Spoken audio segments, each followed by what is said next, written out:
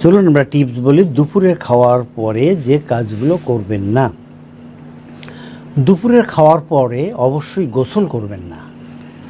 বিভিন্ন গবেষণায় দেখা গেছে যে যারা দুপুরের খাওয়ার পরে গোসল করে তাদের সার্কুলেশন বেড়ে যায়, আর এই সার্কুলেশন বেড়ে গিয়ে কখনো কখনো মৃত্যুর কারণও হয়, কারো কারো স্ট্রোকও করে। তো সেজন্যে একটা বিরাট আপনার শরীর একটা বিরাট বিপাকে পড়ে। তো সুতরাং দর্শক, আপনাদেরকে অনুরোধ করব অবশ্যই দুপুরে খাওয়ার পরে গোসল করবেন না। এরপরের টিপসটি হচ্ছে দুপুরে খাওয়ার পরে শরীর চর্চা করবেন না। এক্সারসাইজ আমরা বলি exercise is medicine. Exercise is medicine for today and tomorrow. তবে দুপুরের খাওয়ার পর exercise is not medicine, exercise is poison. আপনার পয়জন হিসেবে দাঁড়াবে। এক্সারসাইজ ভরা পেটে শরীরচর্চা করার স্বভাব থাকলে সে অভ্যাস আজই পরিত্যাগ করুন। এতে উপকার তো হয় না, উল্টো শরীরকে কষ্ট দেওয়ার পাশাপাশি হজম প্রক্রিয়াকেও ব্যাহত করে। তো সেই জন্যে অবশ্যই দুপুরে খাবার পরে এক্সারসাইজ করবেন না। শেষ টিপস, যে টিপসটি আমি বললে আপনারা সবাই হা হা করে হাসতে থাকবেন, তাই না? আমি একসময় এই কাজই করতাম, কিন্তু এখন আর করি না। 1991 সাল থেকে এই কাজ বন্ধ করে দিয়েছি, প্রায় 30 বছর। কাজটা কি?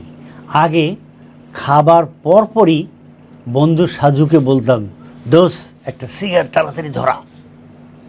এমন হতো মনে হয় যেন ভাত খেয়ে হাত ধোয়া বাদ দিয়ে গিয়ে সিগারেটটা ধরাতাম, সিগারেট ধরায় টানতে থাকতাম। তো এখন বলা হয়েছে যে খাওয়ার পরে ধূমপান একেবারেই করা উচিত না। ঠিক আছে দর্শক? আর ধূমপান তো এমনি খারাপ, শরীরে কোনো উপকার আসে না। তারপর আবার দুপুরে খাওয়ার পরপরই বা খাওয়ার পরপরই ধূমপান করা উচিত নয়।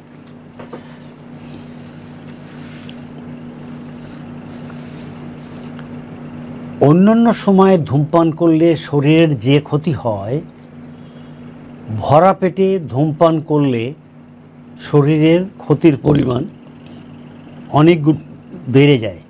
শরীরের ক্ষতির পরিমাণ অনেক গুণ বেড়ে যায়। শরীরের বিপাক ক্রিয়া শুরু হয় তখনই তামাকের ধোঁয়া শরীরে গেলে তা আরও বেশি বিপজ্জনক হয়। দর্শক, এক কথায় ধূমপান বিষপান। ধূমপান করবেন না। যাদের ধূমপানের অভ্যাস আছে, এখন নট আজকে, এখন থেকে প্লিজ অনুরোধ করছি বন্ধ করুন, ধূমপান বন্ধ করুন।